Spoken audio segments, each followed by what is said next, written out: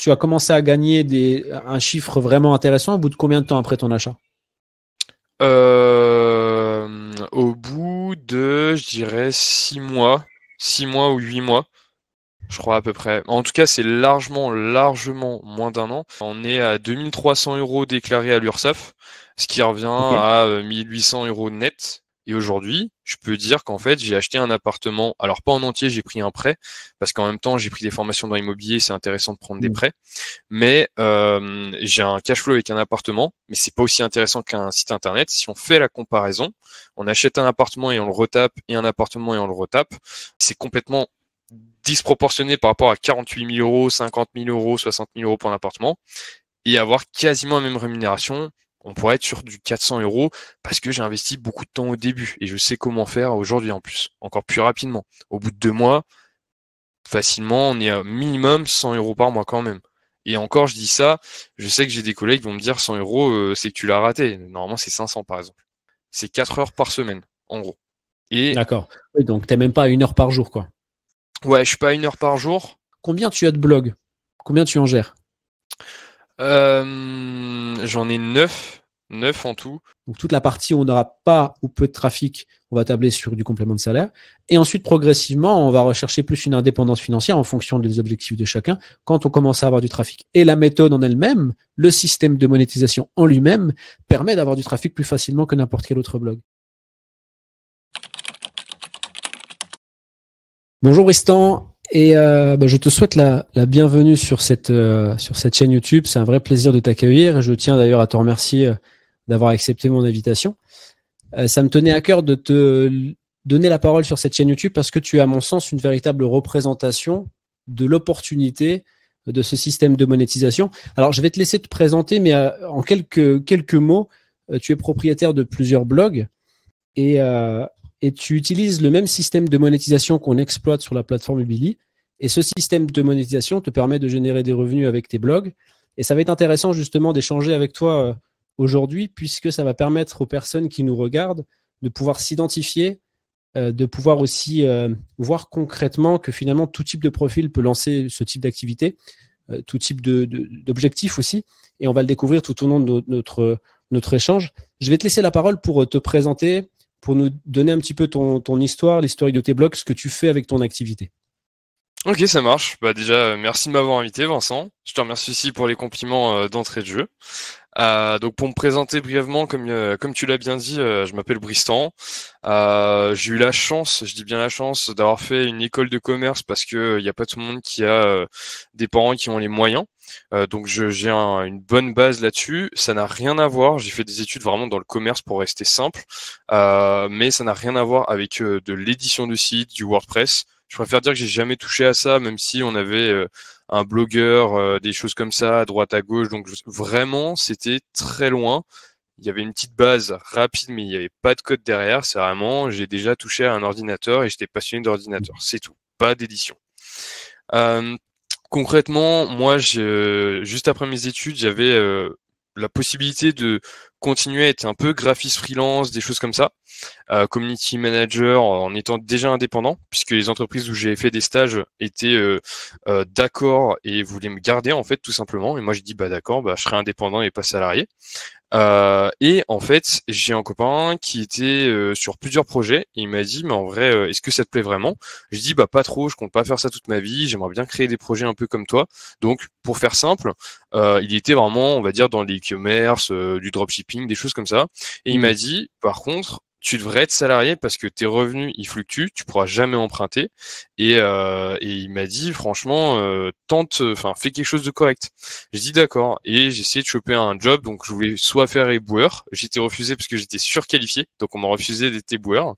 Et après j'ai réussi à être intégré à une équipe dans l'agroalimentaire, bah ceux qui s'occupent des palettes, de faire les comptes, enfin vraiment on va dire un job on pourrait dire ingrat pour certaines personnes. Moi, il y a pas de sous-métier. Simplement, Bien c'est sûr. histoire d'avoir voilà de l'argent, une rentrée d'argent simple tous les mois. Et à côté, je peux être indépendant dans tous les cas. Sachant qu'à la base, j'avais des bonnes bases en études. Hein. Moi, c'était juste, je veux pas être salarié toute ma vie non plus. Ok. Et en fait, il m'a dit, mais là, tu vas pas t'en sortir. Tu fais 40 heures, tu gagnes pas grand-chose et t'aimes pas du tout ce que tu fais. Et il m'a dit que en fait, c'est un pote de LoL, hein. On joue à LoL et je le connaissais pas en réel. Il m'a dit, moi, je bosse chez telle agence média. Je suis dans de l'édition de sites et là, je commence à gagner 100 euros par mois. Est-ce que ça te dit de tenter? Et donc là, en fait, après ma game de LoL, j'ai postulé, j'ai envoyé mon CV et on m'a dit que j'avais un poste plutôt commercial, d'où j'avais cette base SEO et je montrais en fait mon appétence et surtout en fait que je pouvais apprendre très très vite. Donc comme j'ai dit, hein, j'avais montré que je pouvais gérer vite fait, mais pas un WordPress, vraiment un blog simple et que j'apprenais vite et que j'utilisais très très vite. Donc au bout d'une semaine, ils ont dit OK, d'accord, on comprend ce que tu veux dire, on t'accueille et on commence. Et donc après ces 2 mois de formation de SEO dans une agence web, eh ben, j'ai commencé à faire de l'édition de site, à investir mon temps, en fait, concrètement, et à acheter un premier blog qui a marché. J'ai eu la chance parce que rarement tout le monde m'a dit dans le milieu, c'est pas le premier blog qui marche. Moi, j'ai eu la chance. J'étais prêt à parier gros, hein. J'ai mis une grosse somme d'argent. C'était 500 euros, le domaine expiré que j'ai acheté. D'accord. J'ai Acheté le domaine, donc. T'as pas acheté le blog existant, t'as acheté le domaine. Ok. Ouais, tout de suite, moi, je voulais faire. En fait, je voulais être un peu le mécanicien qui retape une voiture de A à Z. En fait, je voulais. En plus, j'étais assez bien accompagné dans l'agence web. Il y en avait qui touchaient à tout. Donc, si j'avais une question, on me répondait, on va dire, dans les 24 heures, comme si c'était une formation en fait. Ouais. Et on s'entraidait tous. Et en fait, par rapport à ça, bah du coup, j'avais un gros investissement comparé à un autre qui avait investi par exemple 100 euros. Donc déjà, moi j'ai fait un gros investissement. Il m'a dit mais t'es fou. Je dis mais moi je suis prêt à parier 500 euros au lieu d'aller au casino et parier 500 euros. Là, je vais apprendre quelque chose concrètement. Et miser gros, ça te motive beaucoup plus aussi. Et en fait, il y avait le nom entreprise dans son nom, donc c'est pour ça qu'il coûtait aussi cher. Et il avait 80 domaines référents pour donner des indications au niveau des métriques en dofollow. Okay. Donc il était intéressant. Et donc après, s'en est suivi en fait plusieurs mois dans l'agence web. Et en fait, j'ai commencé à avoir mon premier article acheté, c'était 13 euros tout simplement. Donc j'ai dû faire l'article moi-même, le publier avant ma première récompense. Et donc ça te fait quelque chose de avoir construit de A à Z quelque chose qui paraissait en fait inhumain. Tu connaissais même pas ce que c'était un backlink. Bah ok, je commence à savoir gérer un peu ça apparemment vu que j'ai réussi à faire 13 euros. Tu commences à avoir même le syndrome de l'imposteur, puisque après avoir fait ta première vente, tu as 100 euros par mois qui commencent au bout du 4e, 5e mois. Et en fait, tu te dis, bah attends, je vais essayer de le faire grossir. Je vais essayer d'aller chercher d'autres mots-clés dans ma thématique qui étaient soit du business, du finance, de l'immobilier. Et après, petit à petit, il y a eu de plus en plus de trafic. On atteint par exemple le seuil des 10 000 de trafic. Je pense que c'est le meilleur pour moi pour le moment aujourd'hui. Et en fait, c'est là où en fait il a fait plus de rémunération. On était, on va dire, sur du 600 à 800 euros. Et j'ai dit avec mon pote, mais en fait là, je vais pas dire que je suis bridé, mais j'ai l'impression, je regardais les autres qui avaient 20 000 de trafic et en fait ils faisaient pas plus que moi. Donc je me suis dit, bah on va le multiplier ça. Et après maintenant, je cherche à automatiser avec différentes manières avec l'IA forcément. Et petit à petit, je pense possiblement que je vais déléguer parce que en fait, si j'arrive à tout automatiser, il y a moyen que je ne délègue rien parce qu'aujourd'hui, en fait, je travaille 3 jours par semaine. Et quand je dis 3 jours, c'est 1 à 2 heures. Donc en gros, je suis 3 à 4 jours. En gros, pour donner une autre idée, c'est 4 heures par semaine, en gros. Et d'accord. Oui, donc t'es même pas à 1 heure par jour, quoi. Ouais, je suis pas à 1 heure par jour, sauf si des moments j'ai la motivation. Et maintenant, j'ai une motivation, mais pour un autre business en ligne. Et donc, en fait, concrètement, je vais garder ça pour rentrer de l'argent, voir si je peux l'automatiser durant mon temps. Donc, on va dire, voilà, entre 4 et 7 heures, et le reste pour un nouveau business en ligne, en fait, en plus de mes 35 heures en tant que salarié. Ok, donc toi, tu es à la phase 2. C'est ça qui est intéressant parce que c'est ce qu'on explique aussi à nos utilisateurs sur Ubili. C'est que finalement, le système de monétisation qu'on exploite, c'est un système de monétisation qui va te permettre d'avoir du passif et pouvoir ensuite te projeter sur d'autres activités, tout en gardant en fait finalement la première activité qui tourne un petit peu tout seul. On a juste cette transition, il va falloir l'automatiser soit par l'IA, soit par des personnes humaines que tu vas mettre dessus, qui vont travailler sur tes réseaux. Et ce qui est vraiment intéressant aussi dans ton profil et ton histoire finalement, c'est que comme tu l'as dit, la première commande que tu as eue, et tu parles de 13 euros, c'est là où tu as un déclic qui se fait. Tu comprends finalement que les ventes peuvent venir. Si tu fais 13 euros aujourd'hui, pourquoi tu ferais pas bien plus demain? Il suffit simplement d'actionner les bons leviers, en fait, finalement. Et d'ailleurs, par rapport à ça, j'ai une petite question. Les premiers 13 euros que tu as touchés, c'était une période où tu avais combien de trafic à peu près?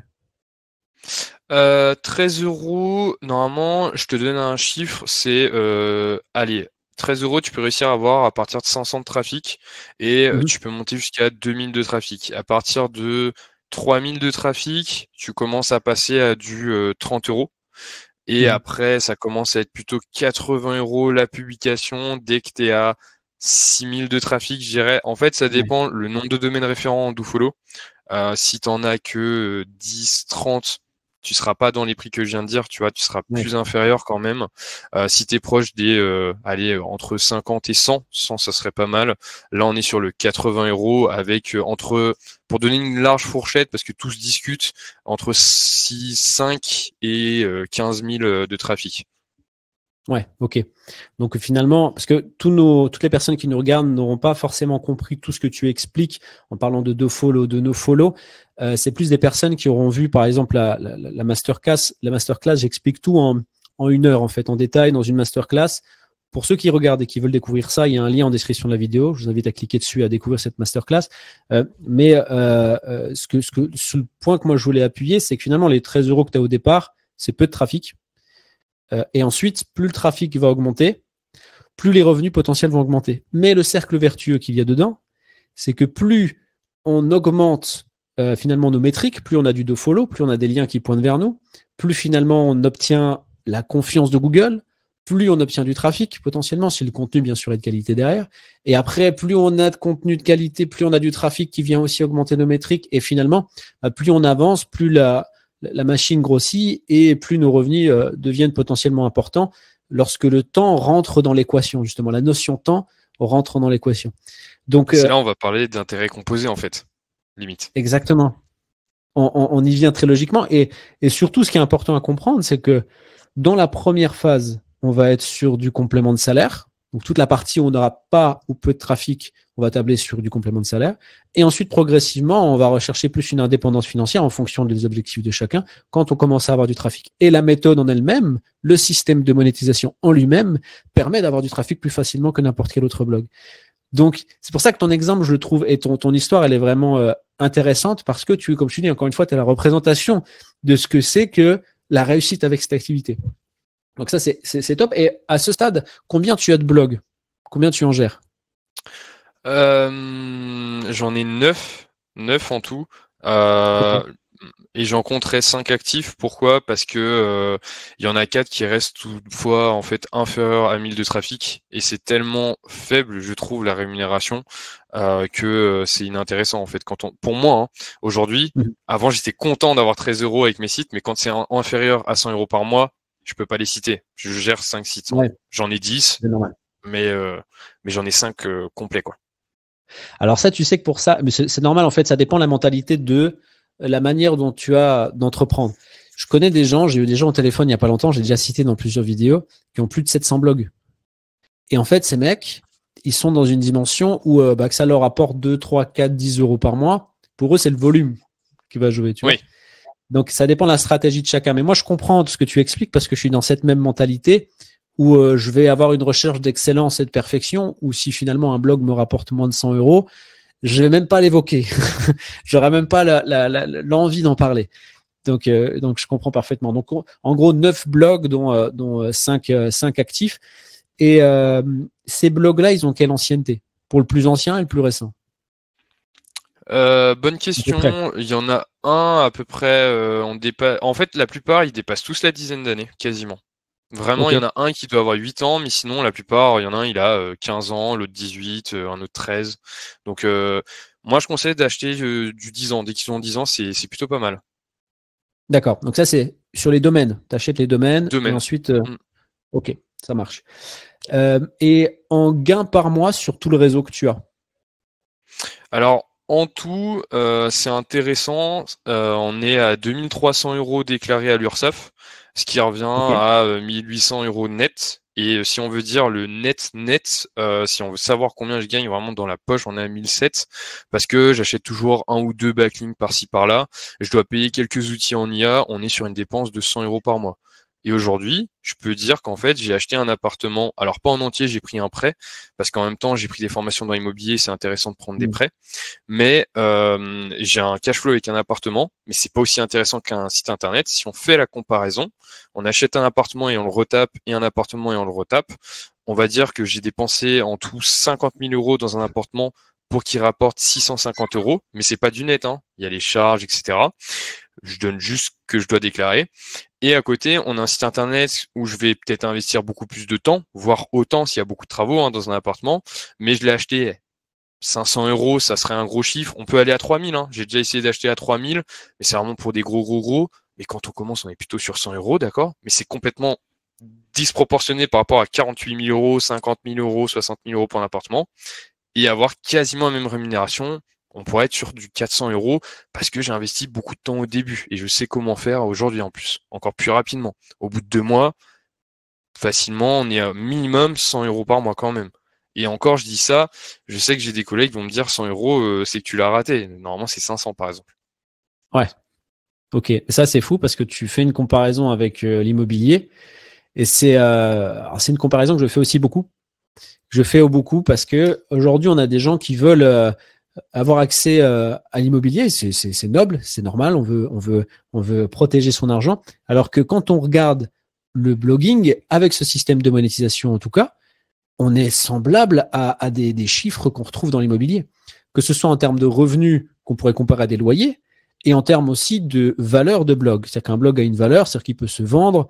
J'ai vu des blogs se vendre à 375 000 €. Je veux dire, c'est complètement fou comme truc. Et d'ailleurs, à ce stade, donc là, à ton avis, de ce que tu as vu, de ce que tu connais, ton réseau de blog, tu l'évaluerais à quelle valeur? Je pourrais si pas jamais te tu donner. décides demain, tu vends tout. En fait, je peux donner un ordre d'idée, par contre, parce que mon réseau de blog, il fluctue tellement que, en fait, par exemple, j'en ai un qui a 2000 de trafic, mais comme j'ai dit, si je le bourrine et que je le monte à 10 000 de trafic et que je fais 1000 € par mois, je pourrais le revendre 20 000, 25 000 en fait. Donc Ouais. là, aujourd'hui, je peux pas te dire, mais par contre, je peux donner ces indications-là. Si on arrive à avoir une rémunération d'environ 1000 € par mois, un site, on peut le revendre en fait fois 24 à peu près. C'est un ordre d'idée. Donc en gros, si on le vend 24 000 avec les commissions et les plateformes, on est souvent plutôt à 20 000 € présentés, quoi. Ouais, ok. Et alors, tu parlais justement des noms de domaine qui ont 10 ans en moyenne. Enfin, toi, tu conseilles pour ceux qui veulent acheter, parce que il y a deux écoles aussi. Tu as celui qui veut prendre un raccourci, comme tu as fait, acheter des noms de domaine qui ont une ancienneté de 10 ans, et dans ce cas-là, on prend un petit peu d'avance. Et il y a ceux aussi qui vont construire leur domaine depuis le début. Donc, ils vont pas investir au départ. Ils vont simplement, enfin, un investissement d'achat de nom de domaine, c'est beaucoup moins important que, voilà. Donc, et ils vont laisser justement le temps rentrer dans l'équation pour prendre pleine possession justement de la valeur de leur blog, le faire grandir et tout ça. Et toi, entre le moment où tu as acheté ton nom de domaine et le moment où tu as commencé à gagner de l'argent avec, enfin non, entre le moment où tu l'as acheté et aujourd'hui, il y a combien de temps? Il y a 2 ans. 2 ans. Il y a 2 ans et quelques mois. Ok. Donc, 2 ans et quelques mois, et finalement, tu as commencé à gagner un chiffre vraiment intéressant au bout de combien de temps après ton achat? Au bout de, je dirais, 6 mois ou 8 mois, je crois à peu près. En tout cas, c'est largement moins d'1 an. Et comme j'ai dit, comme tu dis, un chiffre intéressant, pour moi, c'était 500 €. 500 € par mois, c'est intéressant, c'est un loyer. Et c'est au bout de 6 mois. Au bout de 6 mois, je commençais à gagner 500 € par mois. Oui, en 4 heures par semaine, c'est mieux que si tu achètes un appartement et que tu le cales en Airbnb, quoi. Alors, je préfère préciser, aujourd'hui, on est sur du 4 heures par semaine, mais avant, je travaillais beaucoup plus. Je travaillais largement le double. Je travaillais 10 heures en plus, quand même. Mais aujourd'hui, je peux dire que je travaille 4 heures par semaine et j'ai 1800 €. Je sais travailler efficacement, je connais les stratégies, j'ai des choses en place et je peux encore plus automatiser pour encore moins travailler, on va dire, ou pour gagner encore plus. Ouais, c'est ça. De toute façon, c'est intéressant ce que tu dis, et parce que on n'est pas sur une potion magique. C'est ce que j'explique toujours aux gens. On n'est pas dans un truc où tac, tu vas faire comme ça, et d'un coup, paf, demain, tu vas atteindre du 2000, 3000 € par mois, 10 000 € par mois. Parce qu'il y en a qui gagnent plus que ce que tu gagnes aujourd'hui, il y en a qui gagnent moins. Il y a une valeur travail à prendre en considération, c'est qu'au départ, il faut construire. comme quand on construit une bâtisse, on va pas construire une bâtisse sur du sable, on la construit sur des bases solides. C'est ce que tu as fait en choisissant de travailler 10 heures de plus. Bon, 10 heures de plus, ça reste 14 heures par semaine, c'est pas non plus oufissime. En tout cas, ça t'a permis de construire ta bâtisse, tes fondations, et aujourd'hui de pouvoir songer à lancer d'autres activités et avoir finalement ton parc de blocs, quoi, comme un promoteur aurait un parc immobilier. Et toi, tu décides de lancer une autre activité, mais tu pourrais très bien déléguer ton premier réseau, en lancer un deuxième, etc., etc. J'ai un ami qui a fait ça et je pourrais très bien le faire, et il a triplé en faisant ça. Bon, voilà. Les chiffres parlent et je vais rien d'autre à ajouter sur ça. Il a triplé, ouais. Alors, ça veut dire il a triplé par rapport à ses gains à lui ou les tiens? On avait les mêmes revenus, on faisait la même chose, on travaillait le même temps. Après, il a travaillé un peu plus de temps pour chercher à le déléguer le mieux possible. Et en fait, aujourd'hui, il travaille pareil que moi, on va dire, mais il a délégué et il est à 5000 nets par mois. Ok. Oui, net, hein. Quand je dis tout est fait, c'est 5000 nets et il travaille 4 heures, quoi. Ouais, c'est dans sa poche, quoi. Donc, j'aime beaucoup les chiffres que tu me donnes, ils sont très intéressants. Et d'ailleurs aussi, est-ce que tu as déjà songé, et ça c'est une question, peut-être une digression, est-ce que tu as déjà songé à ajouter d'autres systèmes de monétisation, comme de l'affiliation, des choses comme ça? Alors j'ai testé l'affiliation, ça peut marcher, mais ça demande, pour moi, ça demande plus d'investissement. Pourquoi? Parce qu'il faut être connaisseur dans la recherche d'opportunités, savoir comment se positionner, avoir des meilleures stratégies SEO, se connaître en maillage interne. Donc tout ce que je suis en train de décrire, en fait, c'est énormément d'investissement, mais le gain peut être beaucoup plus gros. On peut rajouter un zéro derrière facilement, en fait. Donc ça demande plus d'efforts. Donc je l'ai tenté, ça marche, ça a moins bien marché que l'édition de site, et quand j'ai compris tous les efforts qu'il fallait faire, j'ai arrêté. Donc l'affiliation, par exemple, je l'ai pas rajouté. D'accord, ok. Donc ça, c'est un choix personnel. Nous, personnellement, nos utilisateurs, on les accompagne dans les ajouts de systèmes de monétisation. Parce que sur la plateforme, on accompagne en illimité nos utilisateurs et pour tout type de sujet. C'est-à-dire qu'une fois qu'ils ont mis en place leur système de monétisation, celui qu'on présente sur la plateforme Ubili, derrière eux, quand ils commencent à gagner de l'argent avec, ils vont on est tous pareils, hein. Ils vont pas se contenter de ce qu'ils ont, c'est normal. Ils vont vouloir soit faire comme toi, lancer une toute autre activité, soit ajouter un système de monétisation. Et bien souvent, c'est l'affiliation qui revient et la vente par abonnement. C'est pour ça que je te demande. Et nous, on les accompagne justement dans cet ajout-là. Et je suis d'accord avec toi. Ça demande des qualifications supplémentaires, voire de marketing. Peut-être la création de tunnels de vente ou des choses comme ça. Et là, on est là justement pour aider ceux qui le souhaitent. Mais en tous les cas, à mon sens, et tu me diras si je me trompe ou pas, ou si tu es d'accord avec moi ou pas, tout blog devrait commencer avec ce système de monétisation. Parce que non seulement il permet, comme je dis, d'obtenir la confiance de Google et donc d'avoir potentiellement un meilleur référencement, et en plus de ça, il permet de monétiser plus rapidement que n'importe quel autre système de monétisation. Je confirme, c'est le meilleur moyen, le plus rapide, et je rajouterai un argument. Si les personnes ne connaissent pas ce moyen, et que moi je l'ai découvert en travaillant dans une agence web, c'est quel est l'intérêt en fait d'acheter un backlink ou un article sur un blog? Et ben en fait ça apporte de l'autorité à un autre site. On pourrait citer une grande marque, on va dire Samsung ou peu importe, hein, qui achète des petits liens, voire des gros liens sur des magazines comme Forbes. Ça leur apporte de l'autorité aux yeux de Google, et donc ils gagnent des places sur les derniers téléphones ou même les banques sur les prix, les assurances, des choses comme ça. Donc c'est ça leur apporte un intérêt aussi à eux. D'où le fait que c'est rémunérateur. Ouais. Et moi j'aime bien cette comparaison parce qu'elle fait penser à des campagnes ads. Quand une entreprise va vouloir mettre un budget de 1000, 2000, 3000 euros dans une campagne ads pour vendre un stylo par exemple, ils ont tout intérêt à aller chercher du backlink, donc des liens sur d'autres sites, pour rediriger vers un comparateur de stylos qui va mettre en avant leur stylo, parce que du coup, il va être référencé toute l'année. Il y aura plus cette notion de temporalité qu'il peut y avoir justement dans une campagne ads. Alors pour ceux qui nous regardent justement et qui se disent « oui, il me parle en chinois, celui-là je comprends rien », c'est que vous n'avez pas vu la masterclass. C'est en description de la vidéo, il y a le lien. Donc vraiment cliquez dessus, c'est une heure pour découvrir vraiment comment ça fonctionne. Donc n'hésitez pas, cliquez sur le lien. Moi, j'ai encore une question à te poser. Ça concerne un sujet qui est assez récent et on va trouver toute école de pensée différente. C'est l'intelligence artificielle.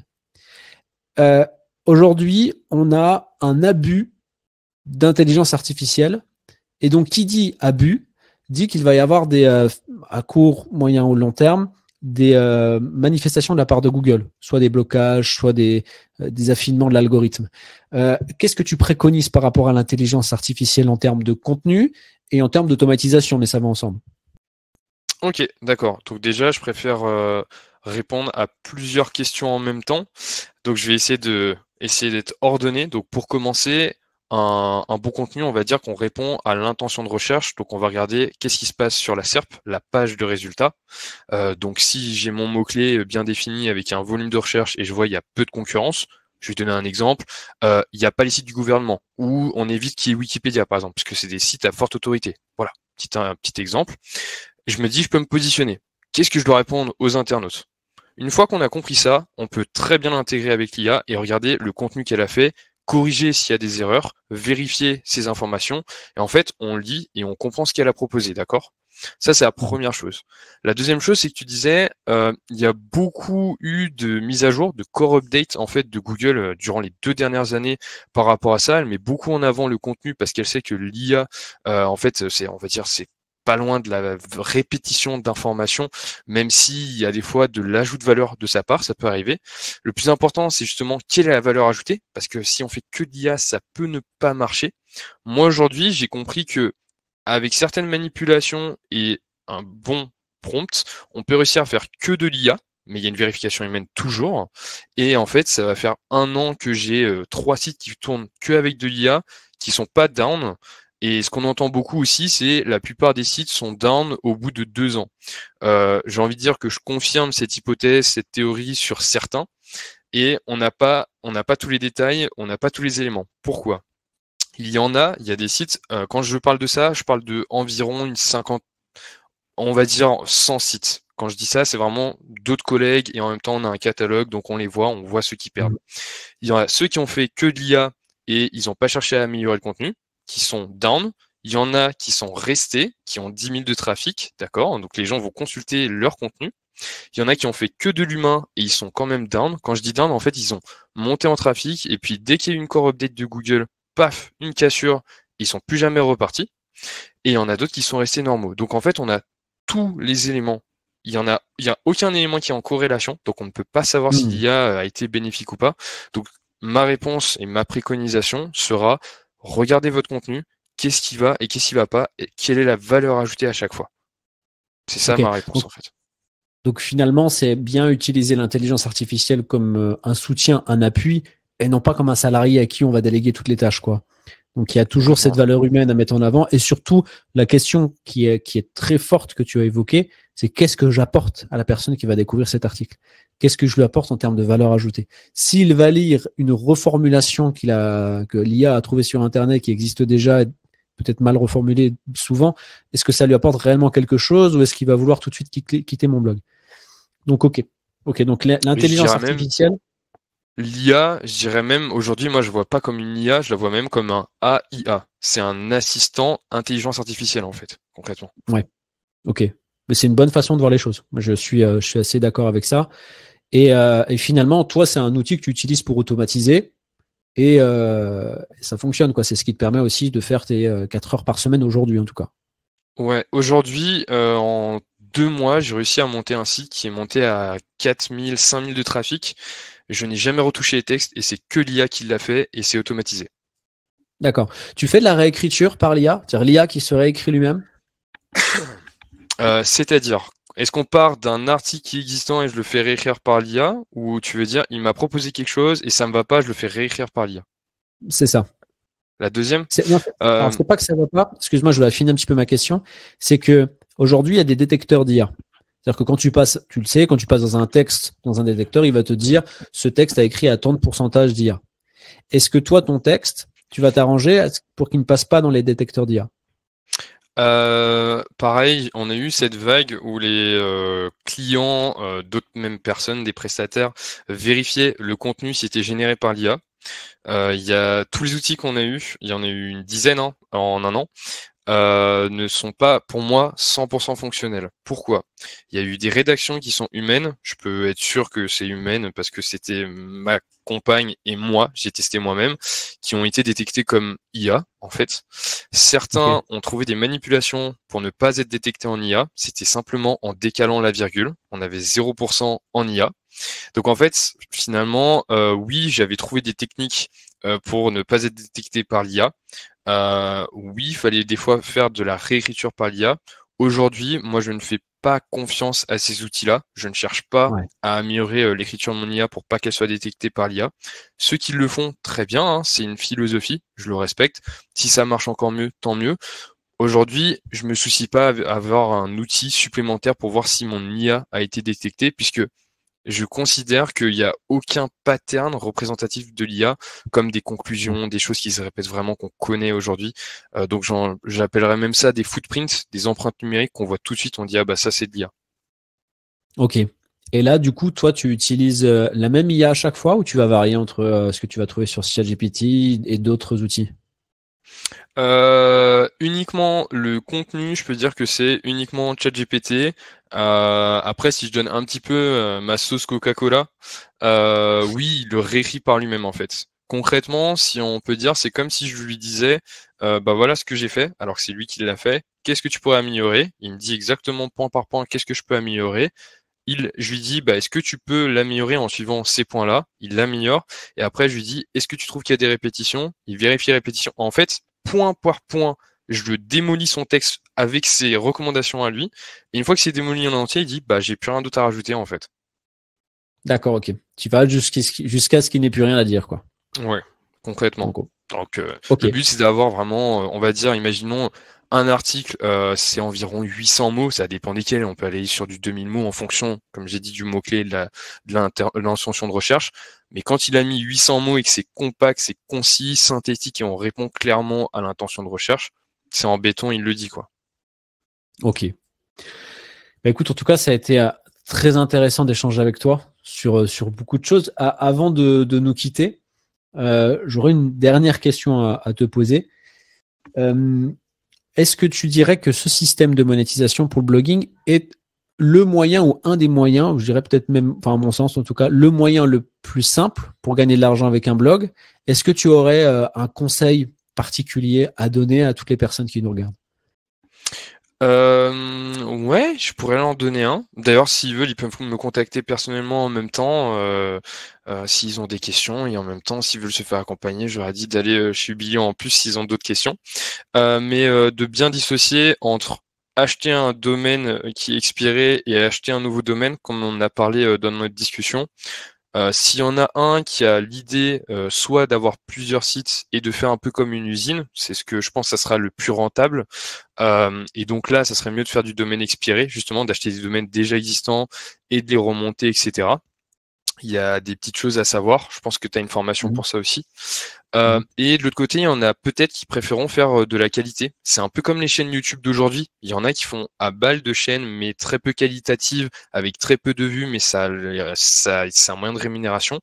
Et à côté, il y en a qui vont chercher en fait à créer une marque. Concrètement, avec soit un produit, un système d'affiliation, il y a toujours quelque chose à faire avec un nouveau domaine où on pourrait créer, comme j'ai dit, une marque, donc ça veut dire qu'on a un blog.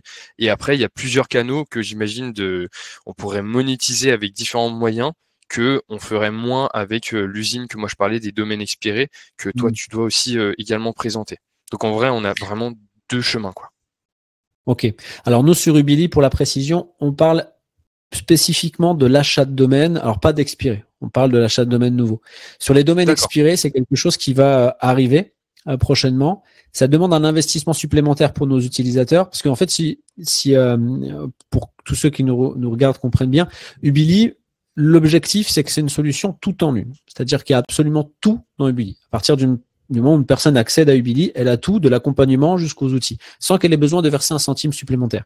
Et en fait, dans cette politique-là, on n'a pas parlé pour le moment de l'achat de domaines expirés parce que ça demande un investissement supplémentaire pour les utilisateurs que nous ne pouvons pas prendre en compte en tant qu'entreprise, parce que ce serait à perte pour nous. Et pour que on puisse continuer à accompagner nos utilisateurs, il faut que ce soit possible pour nous de le faire d'un point de vue financier.